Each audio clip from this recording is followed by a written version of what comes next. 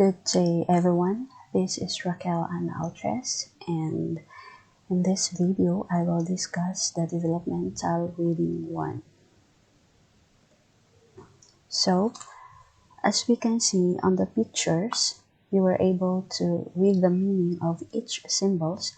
It's because we have already a background knowledge that we had learned from our past experience.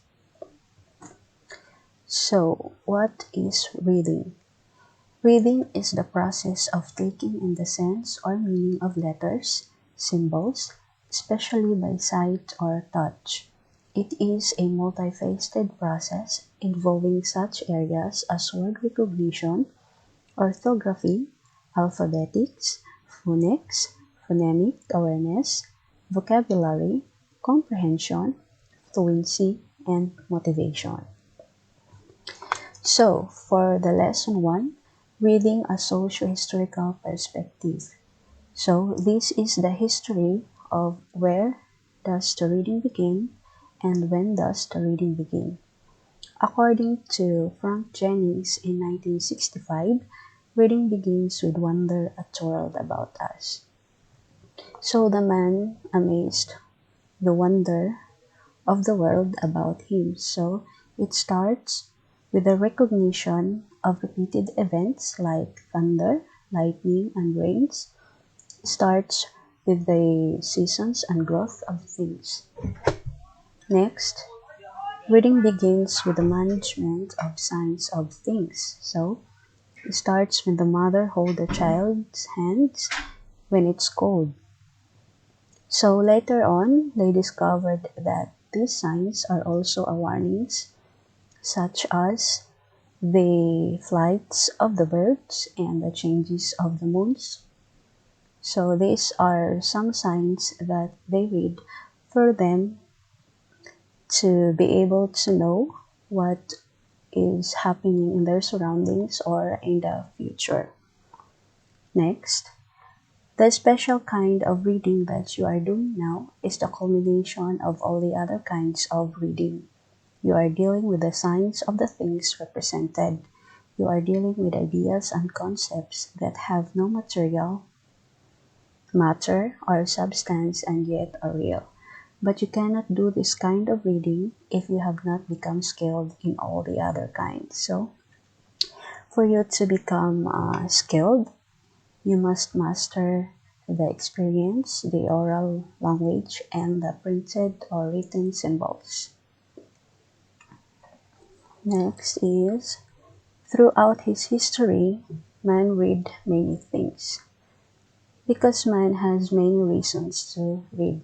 He wants to learn, he wants to know, he wants to understand that everything happens in his surroundings, and by that he can tell to the next generation or even his child what was happened a long time ago.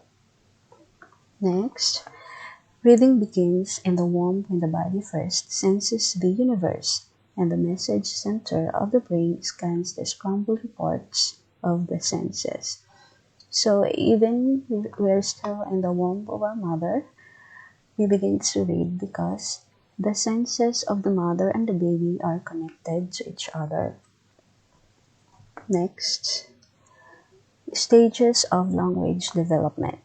According to Professor Jespersen, that primeval man had celebrations following a successful communal activity. So they did drum beating, accompanied by pantomimic actions, and verbal cries marked the play excitement. They also used their vocal apparatus and discovered how to make some notes stand out. So here it is a picture of a primeval man. Number 2. Primeval man's gestures and movements celebrating an event were an approximation or a pantomime of that event. Pantomime, it is a theatrical entertainment that include music. So, they became symbolic dances that embodied a concept of that event. The primitive songs and symbolic dances became so much part of each other. The vocal symbols became the name for the event or the celebration. Number 3. From purely expressive reactions of screeches and shouts, from primeval cries to a group of syllables that became the vocal symbols for a celebration is a long process of development. So they learned step by step. It is strongly suggested that the origin of language is the desire for naming objects and fixating them in the mind of the beholder. Number 4. Early men, endowed with the gift of reason and free will, apprehended the significance of the world about him. For the riot of colors at sundown, for the clouds, for a tall wide-spreading ballet the boulders and the stone and soils under his feet, each other neither a threat nor of immediate use he would feel, a vague emotional arrest of the mind. This is according to Susanne Longer. Number 5. Whatever struck him as attractive, useful, or powerful, or of no consequence at all, he would fixate in the mind with vocal sounds addressed to himself. For example, he used a vocal sounds of shouting that indicates that he is angry. So, every time he is angry to his fellows or friends, he would shout. And his friends already know that he is angry because they recognize the repetition of the experience of the previous one. Okay? And by this, the vocal sounds became the name for a thing because his fellows accept and use this kind of vocal sounds. Number 6. Just as droplets of rain on rolling terrain meandered toward each other and gathering created a rivulet, so did minds at the beginning of the time interacting among themselves come to use conventional oral symbols to represent each experience.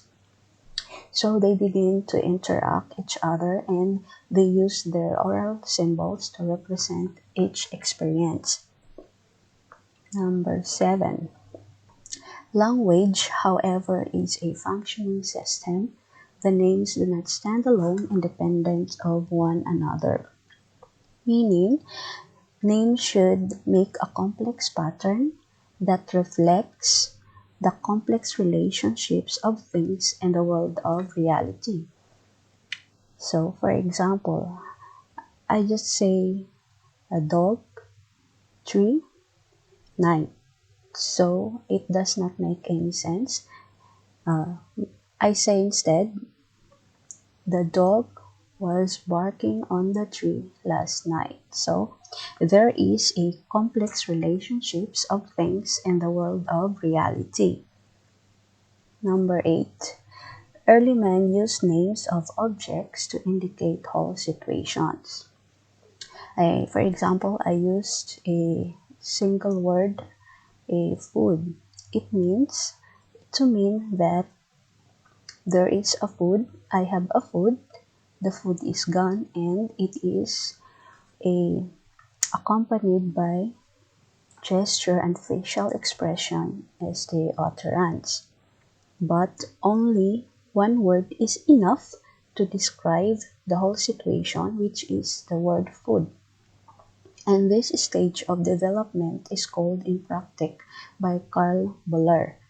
It is use of language where the single word would be the core of the whole experience and would be sufficient to recall the entire situation. Number 9. The grammatical structure gradually evolved by a process called emendation. So, emendation, it is the process of making a revision or correction to a text because more and more oral symbols came to be needed to modify and original expression as time went on become Because there were many other similar situations for the name of an event or thing. Next, implications for reading instruction. Reading is a linguistic process.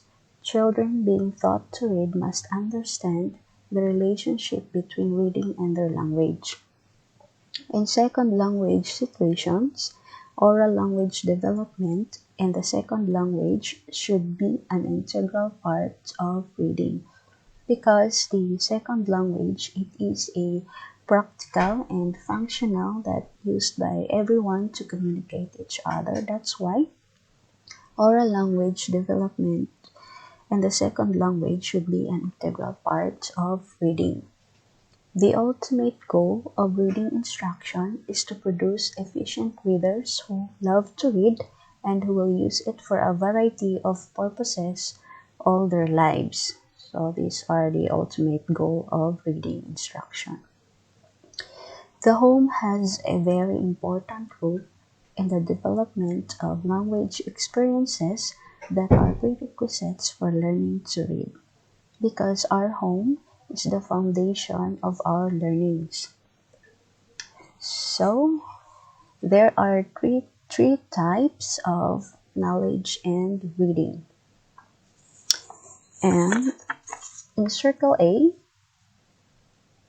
experience, and Circle B, oral language, and Circle C, written and printed symbols.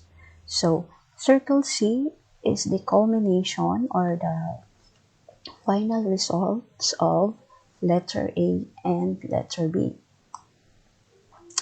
Circle B and C are symbolic and cannot be possible without Circle A. So, therefore, we cannot read Circle C unless we have become skilled in the use of Circle A and B. Okay, and that's all for the lesson 1 in Developmental Reading 1. Thank you.